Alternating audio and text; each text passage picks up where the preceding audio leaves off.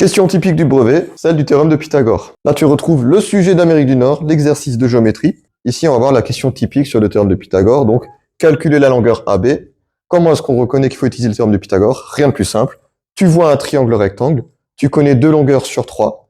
Donc attention, quand tu as un triangle rectangle, deux possibilités. Une longueur et un angle, c'est la trigo. Deux longueurs, théorème de Pythagore. Tu vas voir comment rédiger correctement le théorème de Pythagore pour calculer la longueur AB.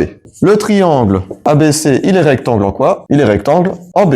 Du moment où tu as cette supposition, tu peux utiliser le théorème de Pythagore. En général, au brevet, la question sur le théorème de Pythagore rapporte 5, 6 points, avec un point pour chacune des phrases ici. Donc, mine de rien, la rédaction compte, elle est importante. Du théorème de Pythagore, on en déduit l'égalité. L'égalité, c'est celle de l'hypoténuse au carré. C'est qui l'hypoténuse? C'est le côté le plus long, donc AC, ou par définition, le côté à l'opposé de l'angle droit. Donc ça va être égal à la somme des deux autres côtés au carré.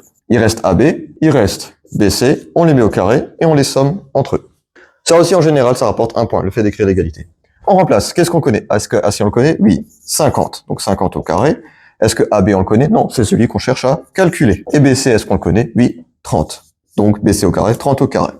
Là, maintenant, on isole AB au carré. Donc là, ici, c'est comme si on avait une addition à trous. 50 au carré, c'est égal à quelque chose plus 30 au carré. Et une addition à trous, ça revient faire une soustraction. La soustraction de qui par qui? Du plus grand par le petit ou le moyen. 50 au carré avec ta calculatrice ou de tête, comme tu veux, hein. 2500.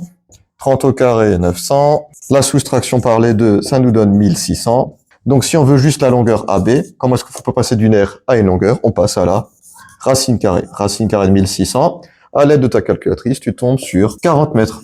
Et voilà le genre de question typique que tu as au brevet, qui tombe quasiment tout le temps. Si c'est pas le théorème, c'est la réciproque du théorème de Pythagore que tu utiliseras. Du moment où il y a un triangle rectangle, il y a de fortes chances que tu utilises ça. J'espère que cette vidéo t'a plu et je te souhaite une bonne journée.